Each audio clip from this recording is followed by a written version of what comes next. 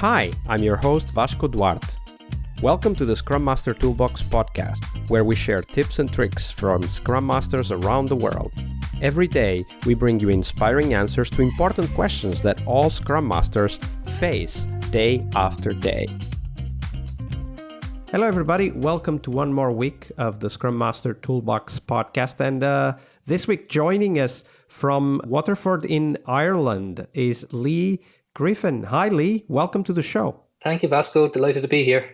So Leigh is an engineering manager in Red Hat, working with distributed Agile teams, and his focus is on the Agile mindset through proactive coaching and helping teams grow. So Leigh, that was a short intro. Tell us a little bit more about yourself and how did you end up becoming a Scrum Master? Yeah, so I think like a lot of people, it was by accident. I studied initially for computer science, and at the end of my four-year degree, there wasn't a lot around in terms of jobs that would involve me having to travel long distances and relocate, and I wanted to kind of stay in my own locale. So I was offered a PhD, and at 21 years of age and not really understanding what I wanted to do in the world or what area of computing I wanted to specialize in, I decided to take the offer. Sounds like a great start for a story.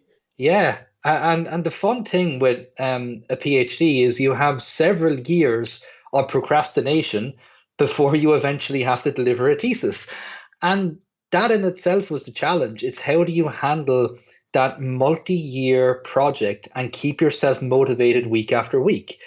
And in the research institute I was working in, we had a lot of software engineering teams which were working on EU-funded projects. And you keep hearing in the canteen about Scrum and XP, and you would have hearing some of these terms in college, but not really understanding what they were or the benefits and so on. And I started gravitating towards this as a means to focus myself because the temptation is to cut corners, start late, finish early, push deadlines off because it's 4 years, 5 years, 6 years away from when you have to deliver your ultimate thesis. And my supervisor was a huge influence here because he came from a very strong software background, but would never push an approach or push a mindset on people.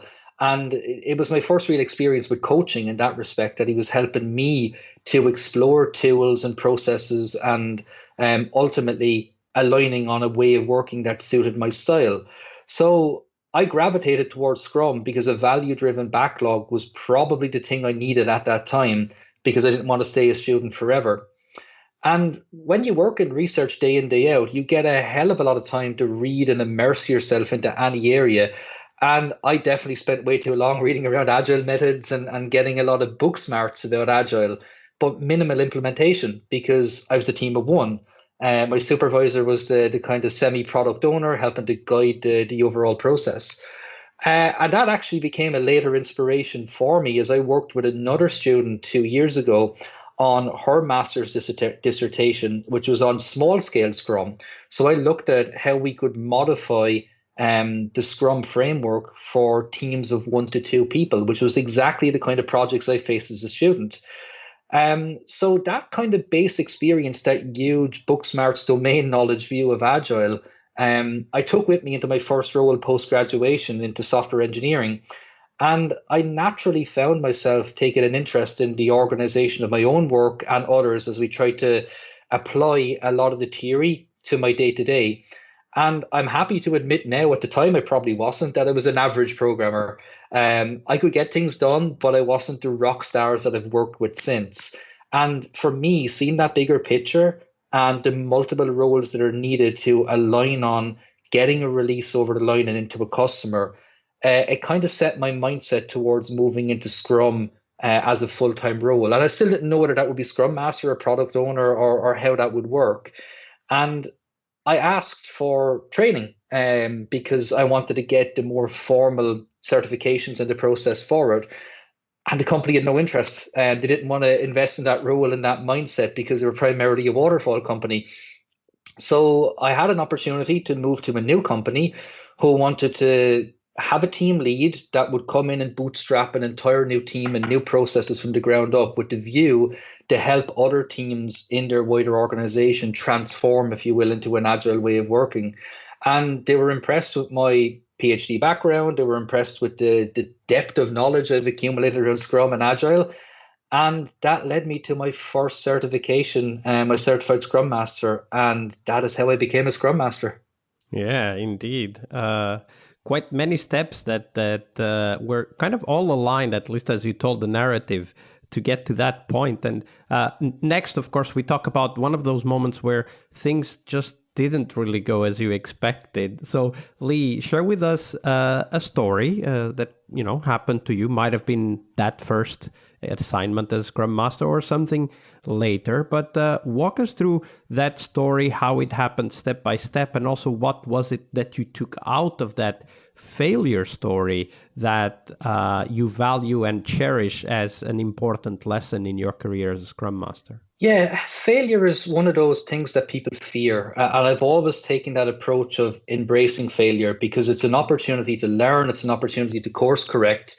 And there's a very famous Irish footballer, Roy Keane, and he often has quoted that he's learned nothing from winning, and all of his learnings have been from losing. And that kind of failure mindset is something that inspired me even as a teenager going through my life.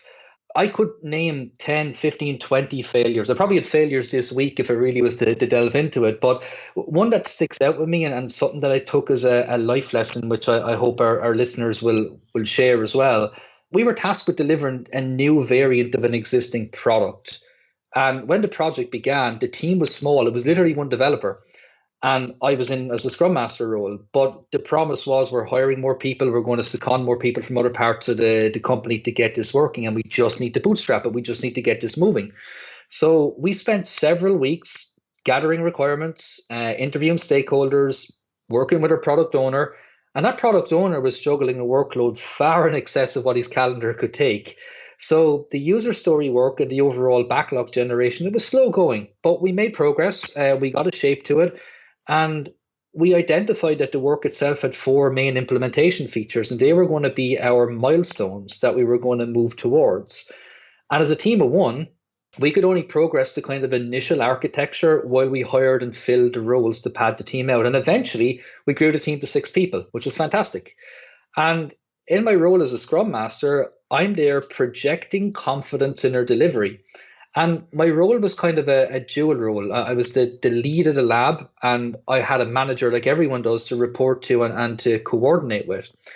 And while we had no firm date from the customers, we were looking at around 6 months for the ultimate delivery. But that's with phased milestones. We had 4 drops identified to get the customers using it and getting relative feedback and, really enter that agile mode of working to get that value-driven approach out there.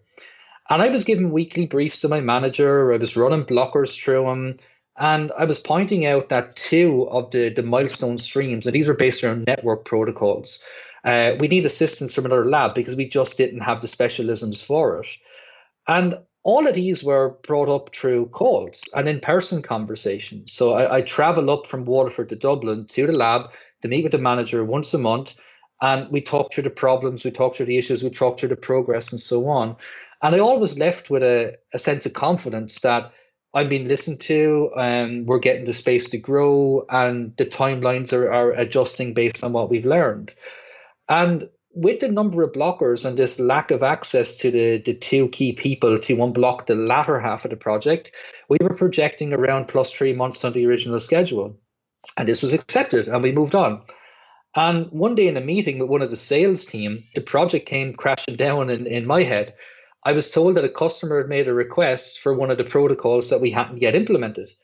And I explained we're still 3 months away. I kind of gave the backstory for why we hadn't delivered it. And I was told by the sales team that they've been selling this for several weeks now. So the classic phantomware approach, and customers were now wondering where this feature that they've paid good money for and where is it and why haven't we received it? And I learned that the wider management chain were still under the impression that the original timeline that we had been given and projected was still valid. So how did that happen, though? Like, do you have any idea of why that information did not go through? I have hypotheses and I have a learning from it. So we might see how this plays out in a moment. So I got on the next train and got up to Dublin, met with my manager, and his manager was there. And it was a car crash meeting. It was one of those meetings where everything that could go wrong did go wrong, and the weight of the world was coming down around us. And blame was apportioned firmly on me for not communicating the slippages of the problem. And I was told this was a major embarrassment for the team, that this fate in the Scrum way of working was just not there, and we have 4 weeks to deliver the project. So you started basically a conflict with your direct management, right? Yeah, and I'm happy to take that on behalf of the team to keep them shielded, but the team obviously get pulled into this when you're getting a firm deadline of 4 weeks, when these very experienced people are projecting 3 times that from a timeline. But we did manage to get something over the line in the end, which, is the positive out of it. But my manager point blank denied that I'd given him any updates or escalation of the issues, and that Uh-oh. friendliness and warmth just disappeared. Now, hindsight's a wonderful thing. At the time, I was very annoyed, as you can imagine, very emotional, like anyone would be in that situation. And what I've learned from this is to document everything. That is my key takeaway from this story of failure. If it's not written down, it did not happen.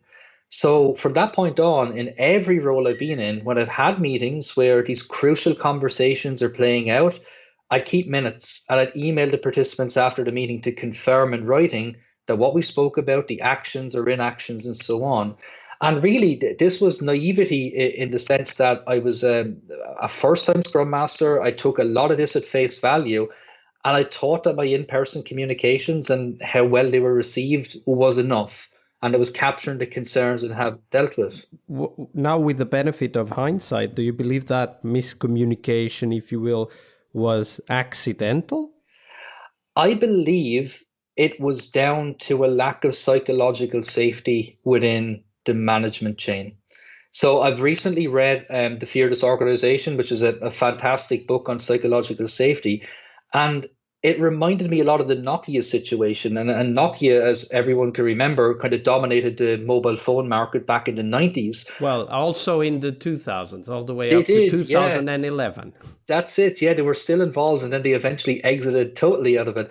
But one of and at the time, I think like everyone, they just assumed they backed the wrong technology horse, and Android and iOS made huge ground, and Nokia and Symbian were left behind. But in the Fearless Organization, they talked about the middle management layer not being comfortable or safe enough to tell upper management about changes in delivery or changes in fortunes or sharing news that might be perceived as bad. So that would be my guess about what was happening. It could be a cultural thing, it could be a hierarchical thing. The family business was effectively at the upper management level, and that could have played a part in it as well from a relationship perspective between my manager and the upper management.